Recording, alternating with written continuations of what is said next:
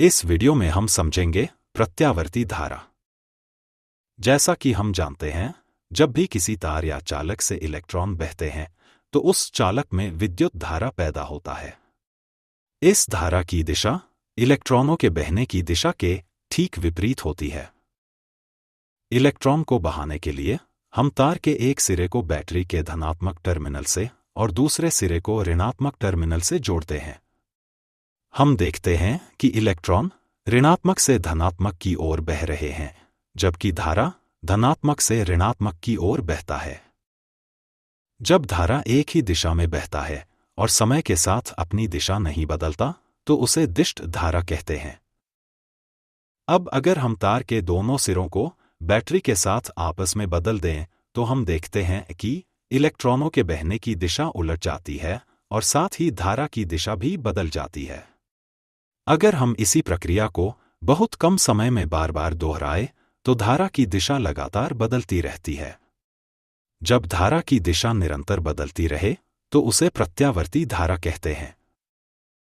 चूंकि बैटरी की मदद से दिशा को इतनी जल्दी बदलना संभव नहीं है, इसलिए हम प्रत्यावर्ती धारा पैदा करने के लिए प्रत्यावर्ती जनरेटर का उपयोग करते हैं।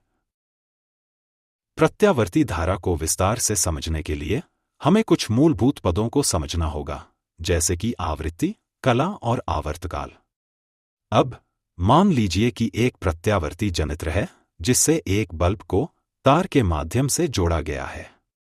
हम देखते हैं कि तार में धारा की दिशा निरंतर बदल रही है, जिसके कारण बल्ब की चमक कम और ज्यादा होती रहती है। लेकिन व्यावहारिक रूप से हम ऐसा होते हुए नहीं देख पाते, क्योंकि यह प्रक्रिया बहुत ही तीव्र गति से होती है। अब यदि हम तार में प्रवाहित होने वाली धारा के मान को ग्राफ से निरूपित करें तो हमें एक तरंग का प्रतिरूप मिलता है।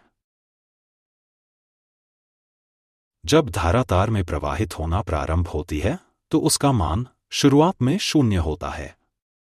यह धारा एक निश्चित समयांतराल में अपने अधिकतम मान तक पहुंचती है।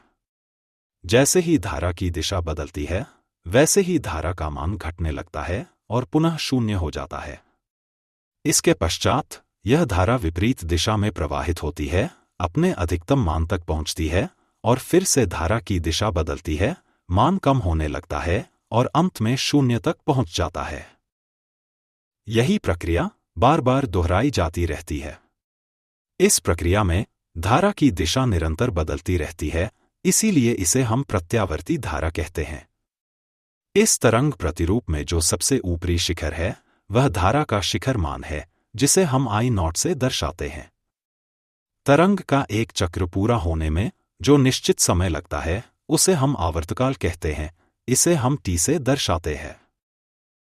प्रत्यावर्ती धारा 1 सेकंड में कई चक्र पूरे करती है और 1 सेकंड में जितने चक्र पूरे होते हैं उसे हम आवृत्ति कहते हैं।